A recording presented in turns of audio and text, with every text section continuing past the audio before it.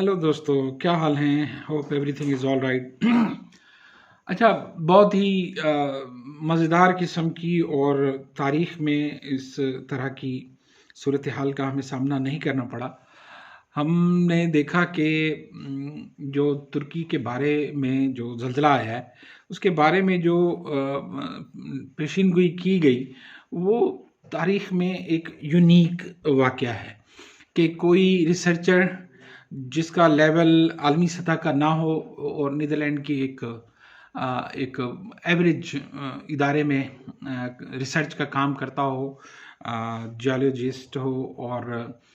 No doubt कि वो 20 साल से काम कर रहे हैं और professionally he is electrical engineer, और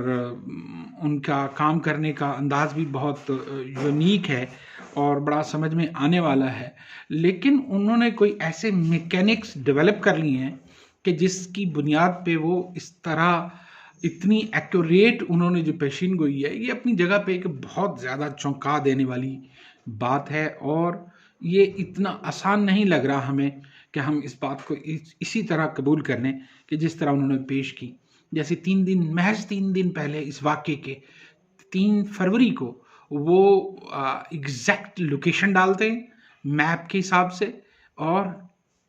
टाइम बताते हैं, फ्रेम देते हैं, टाइम फ्रेम, और हत्ता के शिद्दत का भी एक फ्रेम दे देते हैं कि ये किस मैग्नीट्यूड पे ये वाक़या हो सकता है। ये इतना इंतहाई चौंका देने वाला ट्वीट था कि जब ये वाक़या हुआ तो इसकी अहमियत का अंदाज़ा हुआ कि ये अपनी जगह पे इंतहाई मतलब मुझे तो वो उनका ट्वीट जब मैंने जाके खुद देखा ट्विटर पे, तो मुझे गूज़बम्प हो गया कि यार ये क्या हो रहा है। कोई इस तरह भी एडवांसमेंट हो सकती है इस मामले में। ये मेरे लिए एक इंतहाई चौंका देने वाली बात थी। वो कहते हैं कि चाँद या सितारों की जो पोजीशन होती है वो ज़लज़ले को मुतासिर कर सकती है। ठीक है, क्या उन्होंने खुद सवालात उठाए अपनी रिसर्च में कि क्या चाँद या सितारों की जो पोजीशन है वो ज़लज़ले को मुतासिर कर सकती है? क्या महीने के किसी ख़ास वक्त में सुबह या शाम के चाँद का ज़मीन या इसकी कशिश के साथ कोई जोड़ या वास्ता है? क्या ये वास्ते ज़लज़लों, आतिशफ़शानों के साथ इनकी कोई कम होती या बढ़ती हुई ग्रेविटी या कशिश, इनके दरमियान कोई किसी तरह की कोई इंफ्रारेड वेव्स का कोई जोड़ है? ये क्या है? उनकी रिसर्च इन्हीं सवालों पे बेस करती है। ये वो सवालात हैं जो साइंसदानों ने अपने वसाइल के साथ साथ अपनी तालीम, इल्म और वसाइल के साथ बनी नौ इंसान के लिए मुअय्यन करने हैं और इन सवालात के जवाब तय करने हैं। क्या आज के साइंसदान, तहकीकाती इदारे जो हैं, वो हुकूमतों की तवज्जो के मराकज़ जो बने हुए हैं, जो इंसानी फलाह से हट चुके हैं तकरीबन, और आज मासिवाए इंसानी तबाही और हलाकतों के या जीनियाती बायोलॉजिकल वेपन्स की तहकीकात के अवामिल और इलाकाई तसल्लुत, कौमों पे गलबे, माशी तसल्लुत का हसूल, क्या ये सब पैसा बनाना और अपनी जो मनपसंद जो नताइज हासिल करना और फार्मास्यूटिकल कंपनीज़ को अपनी तहकीकात बेचना, फिर उन फार्मास्यूटिकल कंपनी को खुली आज़ादी देना, उनकी सरपरस्ती करना कि वो पूरी दुनिया का खून पिएं। जैसा कि हमने रिसेंटली देखा कि कोरोना को किस तरह बायोलॉजिकल वेपन के तौर पर एक तबका इस्तेमाल करता है और दूसरा तबका वैक्सीन बना के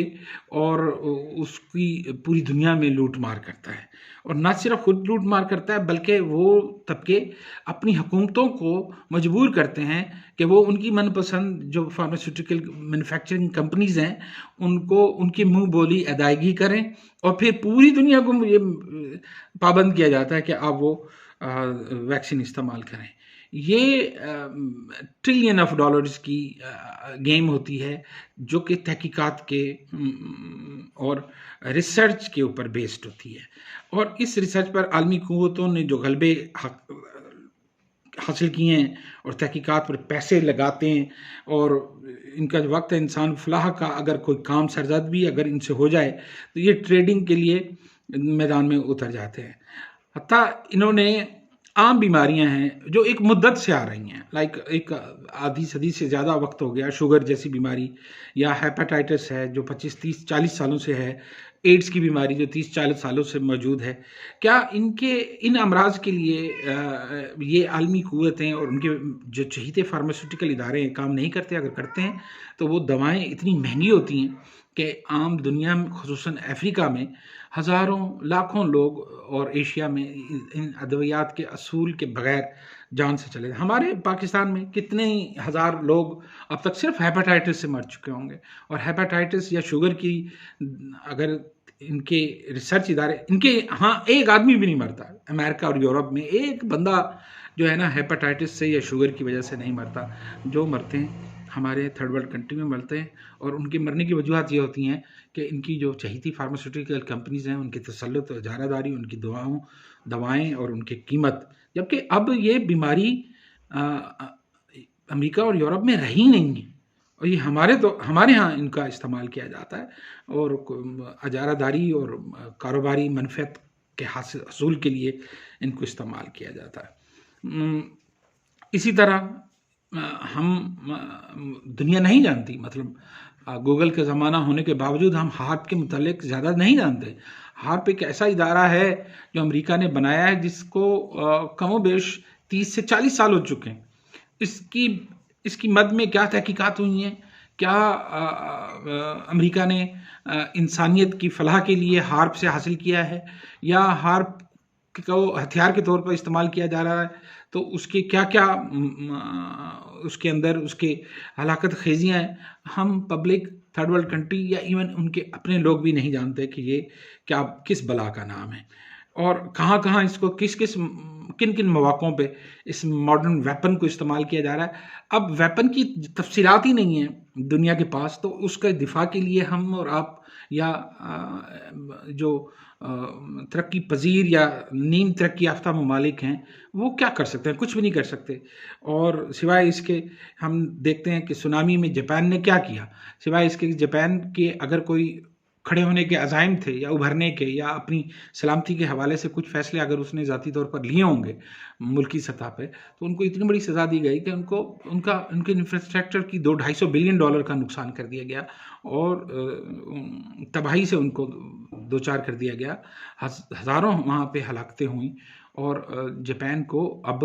کوئی بھی قدم اٹھانے سے پہلے 10 بار سوچنا ہوگا کہ ہمیں پھر اس طرح کی ہلاکت خیزی سے دوچار نہ کر دیا جائے۔ اسی طرح اگر ہم اب پاکستان میں دیکھتے ہیں سیلاب اور سیلاب کی تباہ کاریاں، یا اس سے پہلے ہم نے 11 سیکٹر میں ایک جو ہے وہ برف کا ایک پورا ایولانچ آتے ہیں ایولانچ، ٹھیک ہے، لیکن کیا فوج نے اپنا بیس کیمپ اگر بنایا ہوگا تو کیا ان ساری چیزوں کو مد نظر نہیں رکھا ہوگا؟ کیا ایولانچ کی اس ایریے میں ہلاکت خیزی یا تباہ کاری کو انہوں نے ایسٹیمیٹ نہیں کیا ہوگا؟ چیزیں اگر کیلکولیشن سے اوپر چلی گئیں اور تاریخ سے ہٹ کر اوپر چلی گئیں تو اس کے پیچھے کچھ دوسرے عوامل بھی پوشیدہ ہوتے ہیں جس پر بات ہونی چاہیے، اور وہ کون سی مطلب ہتھیار ہیں یا قوتیں ہیں جو موسموں کے تغیر میں، اور ہم نے جو بلوچستان میں یا پچھلے دنوں میں جو بارشیں یہاں کا سامنا کیا ہے کہ ایک بارش ایک ایریے میں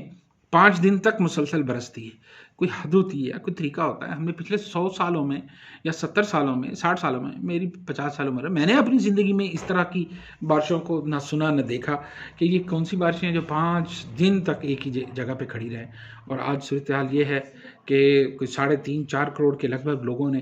اس تباہی کا سامنا کیا، اور پاکستان کو لائک اس کا ایک بہت بڑا کیپٹل، ہم ایگری بیسڈ کنٹری ہیں،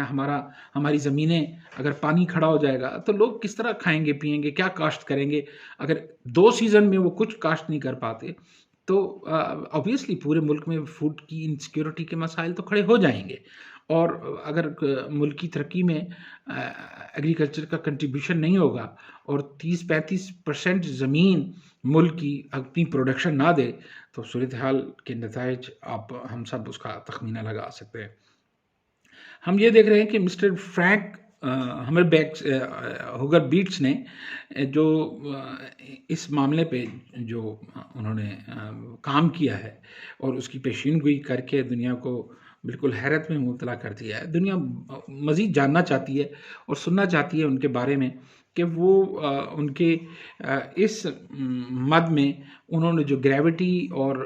چاند اور ستاروں اور ان کے چاند کے پورا ہونا اور سمندر کی یہ تو ہم جانتے ہیں کہ مخصوص دنوں میں سمندر